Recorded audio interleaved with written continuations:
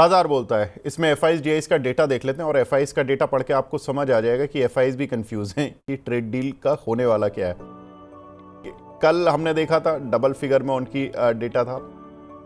जो आज डेटा हम पढ़ रहे हैं 77 करोड़ की बाइंग, 921 करोड़ की बाइंग डीआईज की। डीआईज तो चलिए फिर भी ठीक है, लेकिन एफआईज तो बहुत ही कंफ्यूज हैं बेचारे। 77 करोड़ की बाइंग करके ले गए हैं। बहुत ही छोटा वॉल्यूम एफआईज की साइड से। एक बार देख लेते हैं ग्लोबल इंडिसेस का हाल, वहाँ पे क्या रुझान देखने के लिए मिल रहा है। किस तरह से साउथ कोरियन और जापानीज मार्केट वगैरह ट्रेड कर रहे हैं। देखिए वहाँ पर टैरिफ लग गया, उन्होंने भी कोई खास रिएक्ट नहीं किया है। शायद लोगों को ये पता लग चुका है कि बातचीत हो जाएगी और बातचीत से सब कुछ हल हो जाएगा, और इसीलिए डाउ भी ठीक ठाक बंद हुआ, आधा % ऊपर। शंघाई हैंसेंग यहाँ पर भी ग्रीन मार्क बना हुआ है। निकाई एक कह सकते हैं कि करीब आधा % नीचे है, लेकिन कोस्पी में करीब 1% का जंप देखने के लिए मिल रहा है। एक बार देख लेते हैं आज के टॉप गेनर्स और लूजर्स कौन से काउंटर हैं जो अच्छी स्ट्रेंथ दिखा रहे हैं ऐसे मार्केट में। तो टॉप गेनर्स की लिस्ट में कैंपस शूज करीब 6% ऊपर, यूटीआई एएमसी 6%, होम फर्स्ट करीब 5%, इलेक्ट्रा ग्रीन 5%, बीएलएस 4%। तो ये कुछ काउंटर्स जिनमें की अच्छी तेजी बनी हुई है। टॉप लूजर्स कौन से हैं उन पर भी नजर डाल लेते हैं। तो टॉप लूजर्स में अगर देखें तो मेट्रोपोलिस करीब 4%, जीआरएसई करीब 3%, शॉपर स्टॉप करीब 2.5%, जैन टेक्नोलॉजीज करीब 2.5% और बीडीएल करीब 2%। तो सारे ही ज़्यादातर जो डिफेंस काउंटर हैं उनमें कहीं ना कहीं प्रॉफिट बुकिंग आती हुई दिखाई दे रही है। कुछ एक खबरें जो कि हम शुरुआत करते हैं पहले टैरिफ की खबरों से। डोनाल्ड ट्रंप तो आजकल हेडलाइन के नंबर 1 बादशाह हैं। तो ट्रंप ने 7 देशों पर टैरिफ लगाया है। 25 से 30% की रेंज में टैरिफ लगाया गया है। उसमें मेन कंट्रीज जो हैं वो श्रीलंका, इराक, लीबिया, अल्जीरिया जैसे देश कुछ शामिल हैं। ब्राज़ील पर भी टैरिफ उन्होंने 50% की अब घोषणा कर दी है। रात तक ये बात आ रही थी कि ये लगेगा। अब 21 देशों की जगह 22वां देश भी ऐड हो गया है। अविनाश सर, देखिए आपदा में अवसर ये हमने अपने प्रधानमंत्री जी से सुना है और देखा भी है कई बार, लेकिन ये जो इस समय टैरिफ वॉर है, इस टैरिफ वॉर में यही माना जा रहा है कि इंडियन टेक्सटाइल कंपनीज थोड़ा अच्छा कर सकती हैं, क्योंकि बहुत सारे जो टेक्सटाइल एक्सपोर्टिंग नेशन हैं उन पर टैरिफ लग चुका है। क्योंकि आप देखिए बांग्लादेश पर लग चुका है, कंबोडिया पर लग चुका है, वियतनाम पर 20% की उनकी डील हुई है, फिलीपींस पर लग चुका है, अब यहाँ पर श्रीलंका पर लग चुका है। तो बहुत सारे जो नेबरिंग कंट्रीज हैं उन पर लग चुका है। ऐसे में आपको क्या लगता है इंडिया अच्छे से इस टेक्सटाइल को भुना पाएगा मौके को? नहीं, देखिए मेरे ख्याल से अगर हम प्योरली टैरिफ की बात करें तो मुझे लगता है कि डेफिनेटली इंडिया को फायदा होना चाहिए। लेकिन देखिए सिर्फ टैरिफ को देख के अगर कोई अंदाजा लगाता है कि कोई कंपनी इंडिया से बेनिफिट करेगी तो शॉर्ट टर्म में तो ये कहना मुश्किल है। हाँ, लेकिन एक बात तो क्लियर है कि थोड़ा सा बेनिफिट और थोड़ा सा कॉम्पिटिटिव एज इंडियन कंपनीज को मिलेगा जो पूरी तरह से इंटीग्रेटेड है, जैसे गोकुलदास एक्सपोर्ट्स हो गया, अरविंद हो गया, वेल्सपन हो गया। मुझे लगता है कि देखिए डिमांड तो यूएस में बहुत बड़ी है। होम टेक्सटाइल्स एक बहुत बड़ा मार्केट है। इंडियन कंपनीज तो वैसे भी अच्छी तरह से एक्सपोर्ट करती है। बट ये कहना कि प्योरली टैरिफ से इमीडिएट बेनिफिट आएगा, ये मुझे लगता नहीं है इमीडिएटली पॉसिबल है। हाँ, नैरेटिव और स्टॉक के प्राइस में थोड़ी बहुत बढ़त आपको दिखने को मिलेगी, लेकिन आंकड़ों में दिखने के लिए आपको शायद सितंबर तक वेट करना पड़े और उसके बाद ही कंफर्मेशन मिलेगा कि ये जो टैरिफ का मसला है ये इंडियन कंपनीज को बेनिफिट कर रहे हैं। एक बढ़िया खबर, चलिए वैसे तो काफ़ी खबरें होती हैं मार्केट में। जेपी मॉर्गन कह रहा है कि अप्रैल 2026 तक निफ्टी 30,000 आ जाएगा। तो ये अच्छी खबर है अगले 6 से 9 महीने में। सर आपको क्या लगता है, आ जाएगा? ये देखिए मुझे लगता है अर्निंग्स ग्रोथ अगर मेरे ख्याल से बहुत स्ट्रांग आती है निफ्टी कंपनीज की, क्योंकि देखिए नॉर्मली जो इंडेक्स का वैल्यू होती है वो बेसिकली होता है P multiplied by earnings growth. तो अर्निंग्स ग्रोथ अगर 26 के लिए 20% आती है तो मेरे ख्याल से अभी तो जो मल्टीपल है वो 20-21 का है। तो मल्टीपल में तो मुझे नहीं लगता है कोई ज्यादा बढ़त आएगी, लेकिन अर्निंग्स ग्रोथ अगर होपफुली अच्छी आती है 18-20% तो डेफिनेटली पॉसिबल है। देखिए इंडेक्स को बढ़ाने के लिए कोई ज्यादा एफर्ट लगेगा नहीं, क्योंकि जो इंडेक्स हैवी स्टॉक्स है वहीं पे बाइंग होगी। बट मैं समझता हूँ कि देखिए लोगों को थोड़ा सा आउट ऑफ इंडेक्स भी देखना चाहिए। इंडेक्स एक अच्छी चीज है देखने को, लेकिन ब्रॉडर मार्केट में जो इंडेक्स के बाहर वाले शेयर्स है वहां पे भी फोकस करिए, क्योंकि रियल वैल्यू क्रिएशन और जो वेल्थ का निर्माण होता है वो इंडेक्स के बाहर होता है। ठीक है सर, एक जो इंडिया और यूएस की ट्रेड डील को लेकर लोग डेली पढ़ते हैं, गूगल सर्च मारते हैं कि इंडिया और यूएस की ट्रेड डील का हुआ क्या, और परसों तो रात ऐसा बन गया था कि रात को 10 बजे तक ट्रेड डील अनाउंस हो जाएगी, लेकिन हुई ही नहीं। फिर मामला आ गया सड़क के कल कि चलो आज 10 बजे तक हो जाएगी। कल रात हम भी गूगल सर्च कर रहे थे, हम भी देख रहे थे कि कहीं पर शायद अमेरिका में डोनाल्ड ट्रंप कुछ बोल दें, कुछ हो जाए, लेकिन कुछ भी ऐसा हुआ नहीं। लेकिन इस पर अपडेट ये है कि रिपोर्ट्स के अनुसार भारत ने अपना ऑफर ऑलरेडी यूएस को दिया हुआ है। अब ये अमेरिका को डिसाइड करना है कि भाई वो डील के साथ जाते हैं या और बातचीत करना चाहते हैं।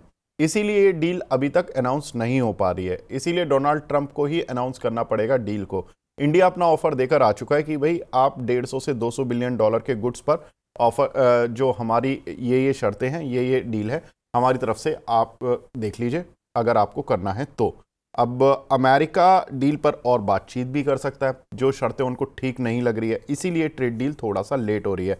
अविनाश सर, इंडिया आपको कितना फर्म लगता है कि अपनी शर्तें मनवा पा रहा होगा? क्योंकि देखिए फंसा हुआ तो अमेरिका भी है, चाइना से केवल काम करके, और चाइना की भी जो डील है उन्होंने पूरी तरह से अभी तक बताई नहीं है कि कितनी बड़ी डील है, क्या है डील की पूरी जो विशेषताएं हैं वो क्या है।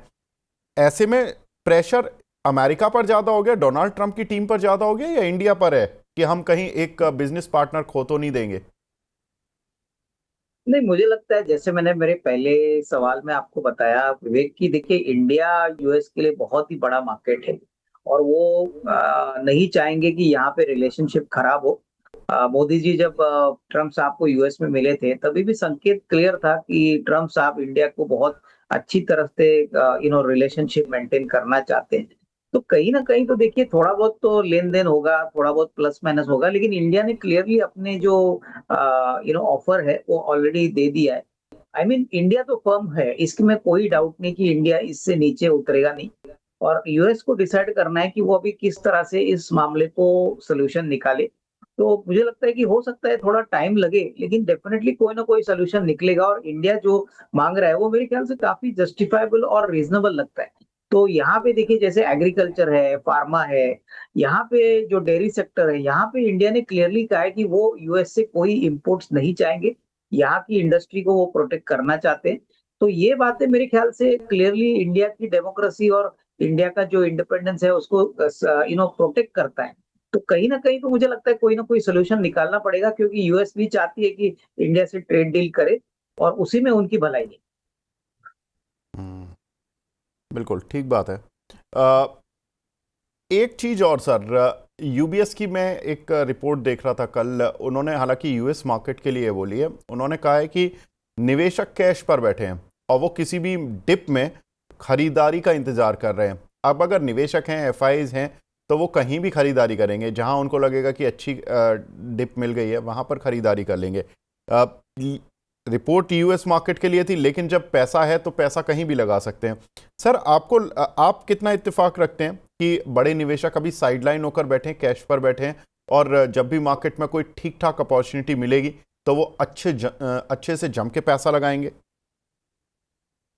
नहीं, मुझे लग रहा है कि देखिए वैसे भी वैल्यूएशन सस्ते नहीं है। एक बात तो क्लियर है कि 20-21 का पी मल्टीपल है ओवरऑल निफ्टी का।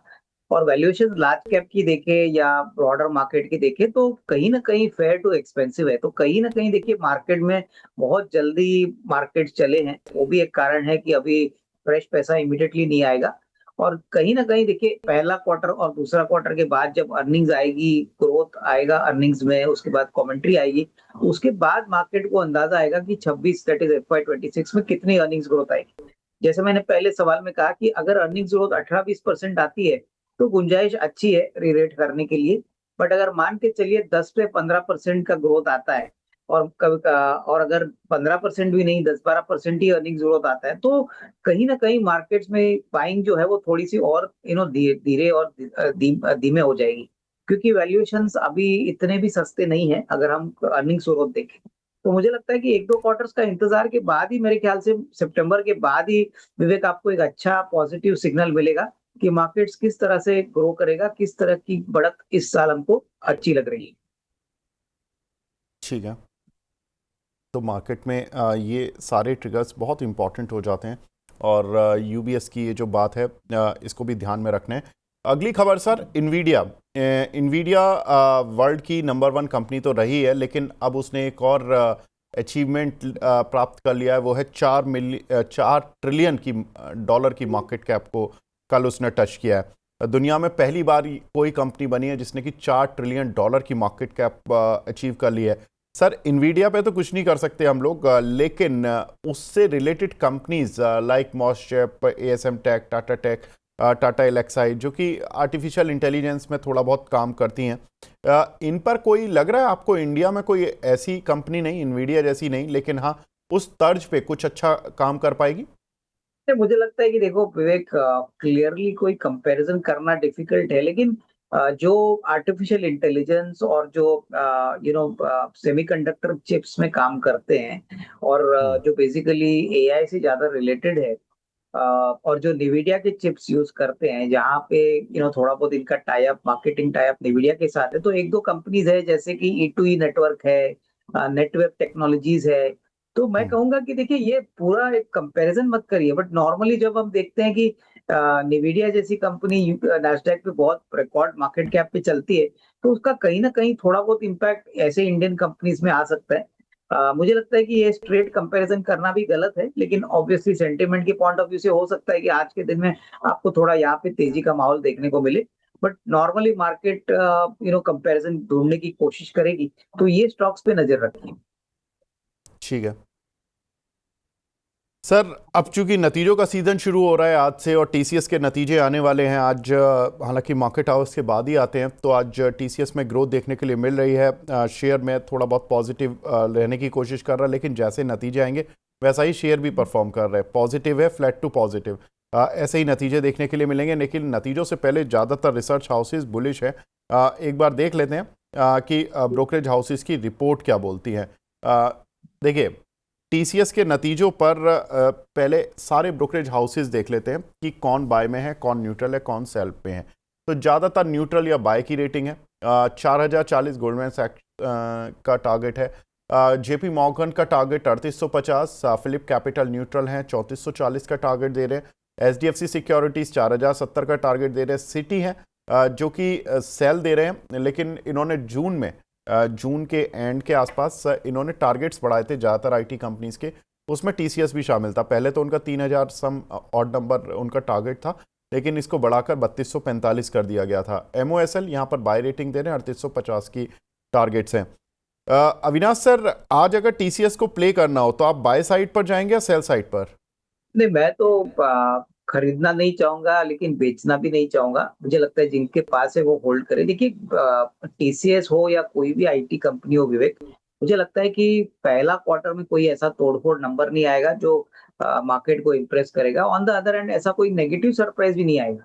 इनके लिए हम्म। सबसे बड़ी दिक्कत ग्रोथ की है। यूएस मार्केट में क्या पॉलिसी चेंज आती है, इंडिया यूएस ट्रेड डील से क्या फर्क आता है, और सबसे बड़ी बात, जो यूएस की बड़ी कंपनियां है, इन्होंने अभी ऑर्डर विंस का प्रोसेस कब तेजी से चालू करना है, ये ट्रिगर पॉइंट्स रहेंगे। तो अगर आपका नजरिया 1.5-2 साल का है तो हाँ, थोड़ा बहुत आप खरीद सकते हो, बट अगर आपको एकदम मीडियम टर्म या शॉर्ट टर्म की बात करना है, तो सितंबर के बाद थोड़ी क्लैरिटी है। तो अभी तो फिलहाल मुझे लगता है हमारा कॉल क्लियरली होल्ड रहेगा, बट डेफिनेटली स्ट्रक्चरली सेक्टर में हम पॉजिटिव है। बट कोई बड़ी बढ़त आने के लिए आपको सितंबर के बाद का ही पीरियड देखना पड़ेगा, क्योंकि तब तक पॉलिसी आएगी।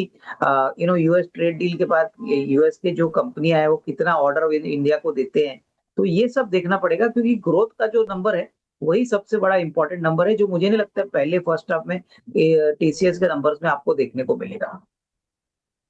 ठीक है, एक बार देख लेते हैं टीसीएस के नंबर और बाकी आईटी कंपनीज के भी नंबर कैसे आने वाले हैं। देखिए, एक का सेक्टर का आउटलुक बन जाएगा, तो एक बार नंबर एस्टिमेटेड देख लेते हैं। टीसीएस के नंबर में करीब सेल्स ग्रोथ 0.2%, प्रॉफिट ग्रोथ 1.3% देखने के लिए मिलेगी। मार्जिन्स में बदलाव शायद ना हो।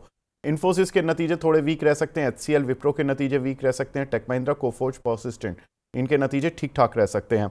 एक बार आईटी स्टॉक्स पर आउटलुक्स एंड टारगेट देख लेते हैं। मोतीलाल ओसवाल की ही रिपोर्ट है, उनके टारगेट्स टीसीएस पर तो हमने अभी बात की ही कि 3850 के हैं, लेकिन बाकी आईटी कंपनीज पर इन्फोसिस में वो न्यूट्रल हैं, एचसीएल पर बाय बोल रहे हैं, विप्रो पर सेल, बाकी टेक महिंद्रा, कोफोर्ज, पर्सिस्टेंट पर उनकी बाय रेटिंग है। अविनाश सर, आपको कोई पसंद आ रहा है इन लेवल्स पर भी अभी कोई आईटी स्टॉक्स, चाहे वो मिड कैप हो या लार्ज कैप? देखिए छोटे कंपनीज में हमको केपीआईटी टेक पसंद है, और जैसे आपने कहा कि कोफोर्ज और परसिस्टेंट मिड साइज जो आईटी कंपनी है वहां पे हमको रुझान पॉजिटिव लग रहा है। देखिए बड़ी आईटी कंपनीज में मसला बेस ग्रोथ का भी है, बेस भी काफी बड़ा है। तो टीसीएस, इंफोसिस, एचसीएल टेक, इसमें शायद इतना बड़ा अपसाइड ना आए, लेकिन कोफोर्ज, परसिस्टेंट और केपीआईटी पे नजर रखिए, क्योंकि पहले भी इन कंपनीज ने पॉजिटिव आउटलुक दिया था, परफॉर्मेंस भी काफी अच्छा है। तो नजरिया लॉन्गर टर्म के लिए ये 2-3 कंपनियां मुझे लगता है कि आप इसके ऊपर वॉच रख सकते हो। ठीक है, आगे बढ़ते हैं। आज जो जिन कंपनीज के नतीजे आने हैं उनको भी एक बार देख लेते हैं, किन किन कंपनीज के आज नतीजे आने वाले हैं। तो नतीजों में टीसीएस के साथ साथ Tata एलेक्साई, IRDA, GTPL, Oswal pumps और आनंद राठी वेल्थ, इन सभी के नतीजे आएंगे। सर, इनमें से किसी नतीजे पर आप बेट लगाना चाहेंगे, पॉजिटिव साइड पर या नेगेटिव साइड पर? नहीं, देखिए नेगेटिव साइड पे तो टाटा एलेक्सी ने पिछले क्वार्टर में भी नंबर्स नरम दिखाए थे, तो इस क्वार्टर में भी नहीं लग रहा है कोई बड़ा बढ़त आएगा। अगर मान के चलिए फ्लैट, तो मे बी अगर नतीजे इससे भी खराब है तो आपको काफी बिकवाली टाटा एलेक्सी में दिख सकती है। रही बात आनंद राठी वेल्थ, मुझे लगता है काफी स्टेडी ग्रोथ आपको देखने को मिलेगा। नंबर्स भी पिछले क्वार्टर में काफी अच्छे थे, मैनेजमेंट की कमेंट्री भी अच्छी थी। और फाइनली इरिडा, जहाँ पे हम काफी पॉजिटिव है, मुझे लगता है इरिडा में भी नंबर्स अच्छे आएंगे। हालांकि देखिए जेंसॉल का इफेक्ट के बाद स्टॉक में थोड़ी सी गिरावट जरूर आई है, लेकिन अगर ओवरऑल रिन्यूएबल स्पेस में देखें तो डिसबर्समेंट्स अच्छे हैं, ग्रोथ अच्छा है, और इरिडा में डेफिनेटली आपको अच्छा पॉजिटिव नंबर आने की उम्मीद है। बिल्कुल। इरिडा में सर एक खबर भी है कि जो कैपिटल गेन बॉन्ड्स होते हैं उसकी मंजूरी मिल गई है इनको जारी करने के लिए। जो आई थिंक आईटी की सेक्शन इनकम टैक्स की धारा 54 EC होती है, उसमें जो एक व्यक्ति अगर मकान बेचता है या कुछ बेचता है प्रॉपर्टी वगैरह, उसमें जो कैपिटल गेन आता है उसके जो बॉन्ड होते हैं, अगर वो बॉन्ड में इन्वेस्ट कर देता है तो उसको कैपिटल गेन नहीं देना पड़ता है। तो ऐसी जो इजाज़त है ये 4-5 कंपनीज के पास ही थी पहले, जिसमें IRFC, REC, PFC, कुछ इस तरह के नाम शामिल थे। अब ये इरिडा के पास भी फैसिलिटी होगी कि इरिडा अपने बॉन्ड जारी कर सकता है। इन बॉन्ड में विशेषता क्या होती है कि 5-5.5% की इंटरेस्ट रेट पर आपको 5 साल के लिए लॉक इन करना पड़ता है। तो ये एक सस्ती सोर्स ऑफ फाइनेंसिंग हो जाती है उस कंपनी के लिए जो बॉन्ड जारी कर रही है, और एक व्यक्ति जो कि उन बॉन्ड्स में इन्वेस्ट कर रहा है उसका कैपिटल गेन बच जाता है। अविनाश सर, ये कितना बड़ा पॉजिटिव होगा इस कंपनी के लिए? नहीं, अच्छी बात है। देखिए इरिडा को अगर इन बॉन्ड से अच्छा पैसा मिलता है तो इनका कॉस्ट ऑफ फंड्स तो बहुत कम रहेगा। और मुझे लगता है कि देखिए फ्रैंकली स्पीकिंग, जिस प्रकार का अभी इन्होंने पहले ये भी बोला था कि शायद वो एक follow on public offer FPO भी करने वाले हैं, क्योंकि उनको हम्म। मंजूरी मिली है। अभी कौन से भाव पे करेंगे, कभी करेंगे, तो ये इम्पोर्टेंट है। लेकिन बहुत सारे बड़े निवेशक अभी भी मुझे लगता है तैयार है इस कंपनी में निवेश करने के लिए। तो कहीं ना कहीं देखिए अगर क्यूआईबी होता है तो ये और अच्छी बात रहेगी, क्योंकि बड़े इंस्टीट्यूशनल फंड इसमें एंटर करेंगे। तो मेरे ख्याल से डेफिनेटली अच्छी बात है अगर बॉन्ड से भी पैसा मिलता है, बट ये सारे ऑप्शंस अभी कंपनी इवैल्यूएट करेगा। अगली खबर सर, एशियन पेंट्स पर एक्जो नोबल के शेयर कल इन्होंने एक बड़ी डील में एक्सचेंज पर 730 करोड़ रुपए में बेच दिए। करीब इनके पास 4.5% हिस्सा था एशियन पेंट के पास एक्जो नोबल का। 3651 रुपये पर शेयर पर यह डील की गई कल बुधवार को, यानी ये शेयर बेचे गए थे। JSW पेंट हालांकि एक्जो नोबल का एक्विजिशन कर रहा है, पूरी ही कंपनी वो खरीद रहा है, जिसमें कि प्रमोटर स्टेक खरीदेगा प्लस ओपन ऑफर लेकर आएगा, जिस पर कि वो 13,000 करोड़ रुपए खर्च करने जा रहा है। तो एक्जो नोबल बिक रही है, और उसमें जो एशियन पेंट का स्टेक था, एशियन पेंट भी अब बाहर हो चुका है। तो इसमें अब पूरी तरह से JSW पेंट्स एंट्री कर रहा है। अविनाश सर, इस पूरी डील में अगर हम देखें कि एक्जो नोबल को JSW खरीद रहा है, और एशियन पेंट के शेयर में भी हमने देखा कि पिछले कुछ ट्रेडिंग सेशंस में एक अच्छी खरीदारी बनती हुई दिखाई दी है। कोई पेंट कंपनी जो आपको अच्छी लगती हो इन वैल्यूएशंस पर, इन लेवल्स पर? नहीं विवेक, मुझे लगता है कि अभी तो पेंट सेक्टर में कंपटीशन और भी बढ़ने वाला है। देखिए पहले तो ग्रासिम ने पेंट मार्केट में एंटर करके बहुत ही एक डिस्ट्रप्शन क्रिएट किया, और उसका नतीजा ये था कि एशियन पेंट्स के मार्जिन में और ज्यादा फटका लगा। आने वाले दिनों में देखिए अगर अभी नाउ जेएसडब्ल्यू पेंट्स ने एक्सो नोबल को खरीदा है, तो आप मान के चलिए कि बहुत कंसोलिडेशन अभी इंडस्ट्री में और होगा, और कटाई होगी, और कंपटीशन बढ़ेगा। सबसे बेनिफिट तो कंपनी का कस्टमर है, क्योंकि हमको पेंट कंपनीज का जो कंपटीशन और डिस्काउंट वॉर में हमको पेंट के भाव सस्ते में मिलेंगे, तो मेरे ख्याल से कंपनी जो पेंट बनाती है इनके लिए तो आने वाला कम से कम 12-18 महीने बहुत ही कॉम्पिटिटिव रहने वाला है। क्योंकि देखिए एक ही इनके लिए पॉजिटिव है कि क्रूड के प्राइसेस थोड़े घटे हैं, लेकिन ओवरऑल अगर आप ग्रासिम क्या स्ट्रेटेजी देखें तो वो ज्यादा पेंट सस्ते भाव पे दे रहे हैं और उनकी क्वालिटी भी काफी अच्छी है। तो कहीं ना कहीं एशियन पेंट्स जो इतने सालों की मोनोपोली बिजनेस करता था, अभी उनको कंपटीशन पहले बार चुभ रहा है। और यही जेएसडब्ल्यू की बात है कि जेएसडब्ल्यू पेंट्स भी मार्केट शेयर इंक्रीज करने के लिए अपनी प्राइसेस को कटाएगा। तो ये डेफिनेटली इंडस्ट्री के लिए अच्छी बात नहीं है, क्योंकि आने वाले 3-4 क्वार्टर के लिए तो मार्जिन प्रेशर में रहेंगे। तो जिनके पास है वो होल्ड कर सकते हैं, बट फ्रेश खरीदारी अभी पेंट सेक्टर में ना करें। ठीक है अविनाश सर, आपकी कोई टॉपिक्स हैं क्या सर? देखिए टॉपिक्स में हमारे पुराने कॉल्स ही हम अभी भी आपको बताएंगे। वरुण बेवरेजेस अभी 450 के करीब है। देखिए कंजम्पशन में हमको लगता है बहुत ही अच्छा विकल्प है, वेल मैनेज्ड कंपनी है। तो यहाँ पे अगर आप 12-15 महीने का व्यू रखते हो तो 570-575 का एक टारगेट प्राइस आपको मिल सकता है। दूसरा स्टॉक श्रीराम पिस्टन्स, जो हमने आपको पहले भी बोला है, ये भी बहुत तगड़ी कंपनी है। इस साल कम से कम 600-625 करोड़ का प्रॉफिट आएगा। पिछले साल 517 करोड़ का प्रॉफिट आया। और सबसे बड़ी बात, company 2 wheeler 4 wheeler passenger car, utility tractor सब सेगमेंट्स को केटर करती है और इंजन कंपोनेंट्स बनाती है, जैसे पिस्टन और पिस्टन रिंग्स। यहाँ पे भी मुझे लगता है कि कम से कम 2750 2800 का एक टारगेट प्राइस पॉसिबल है।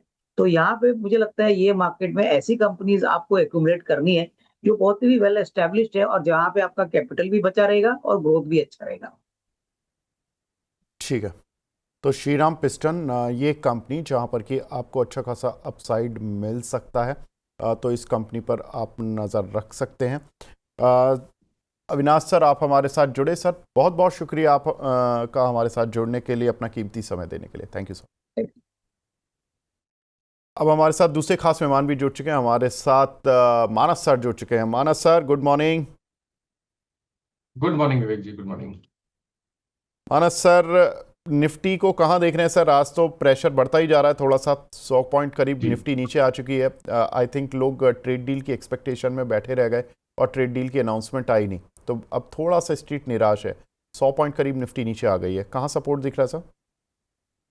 देखिए, मेरा समझना है कि रेंज अभी किसी तरह से डाउन साइड पे ब्रेक नहीं हुआ है, क्योंकि मेरे हिसाब से जो रेंज है वो 25,300 से लेकर 25,600 की है।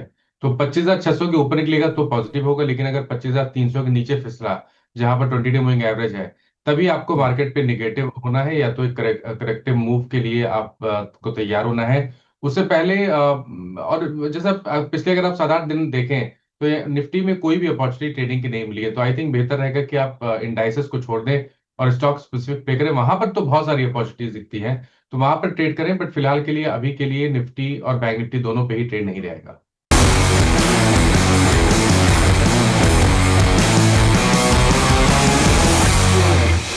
मनी9 लाया है मेंबरशिप प्रोग्राम मनी9 प्राइम। अब आपके दिमाग में कई सारे सवाल होंगे, मसलन आखिर क्या है ये मनी9 प्राइम, आपके लिए यानी दर्शकों के लिए इसके क्या फायदे हैं, और एक बड़ा सवाल ये कि मनी9 प्राइम से आखिर जुड़ना कैसे है। तो इसकी पूरी जानकारी हम आपको देने जा रहे हैं।